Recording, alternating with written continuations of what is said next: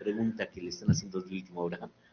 Bueno, ese derrumbe es de gran magnitud y recordemos que las regiones montañosas, sobre todo las de Puebla que están en los límites con Veracruz, están formadas por rocas sedimentarias de origen marino. Estas rocas se formaron hace 200 millones de años en el fondo del mar. Pero con el choque de las placas tectónicas, sobre todo la de Norteamérica con la del Pacífico, estas rocas marinas, que eran sedimentos, quedaron expuestos en superficie y encontramos intercalados diferentes materiales. Tenemos desde las calizas, que son rocas muy duras, las lutitas, las limolitas, los conglomerados y las areniscas.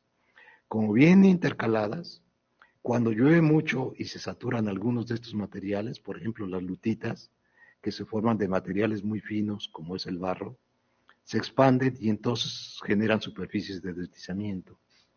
Si el corte que existía en la carretera tiene los estratos en dirección o buzando hacia la carretera, tienen más posibilidades de deslizamiento. ¿Se pudo haber prevenido? Probablemente sí, pero la inversión económica es muy fuerte.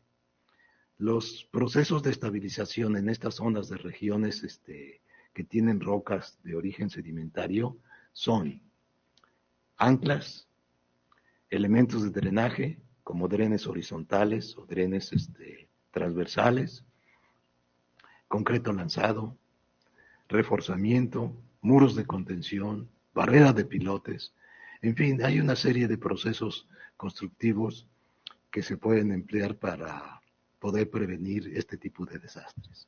Pero acuérdense que en estas regiones montañosas, las laderas tienen la misma geología, es decir, la geología no va a cambiar. Esa tiene millones de años que ahí está la geología. Lo único que varía es el nivel de precipitación pluvial. Si llueve poco, pues no pasa nada. Si llueve mucho, hay deslizamientos. De hecho, los sitios que tienen más precipitación pluvial tienen más problemas de inestabilidad de taludes cada año. Entonces acá lo que valdría la pena decir es que para estabilizar ese camino o ese tramo que ya falló, tienen que colocar elementos de drenaje como zanjas colectoras en la parte superior de la ladera para que capten toda el agua de lluvia que viene desde allá arriba, la canalicen y la saquen. Además, drenes horizontales para que el agua que se infiltre en ese tramo salga por las tuberías de los drenes. Como en comentario les voy a decir que en un pozo petrolero que se llama Sunuapa 401, que se ubica en Chiapas, nos tocó estabilizar un talud de ese pozo petrolero porque habían hecho un corte carretero y no había sido estabilizado y se empezó a mover toda la ladera. Entonces, una de las soluciones fue colocar esas zanjas para captar el agua de lluvia y colocar drenes horizontales.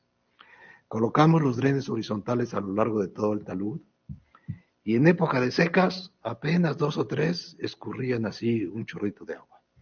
Pero cuando pasó el huracán Eduardo, esos drenes horizontales que pusimos funcionaban como mangueras de las pipas, así salía el agua con tal presión.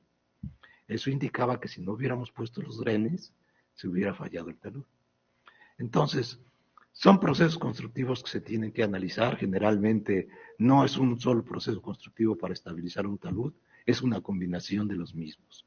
Pero tienen que ser evaluado, analizado, calculado y propuesto por gente que sepa de este tema.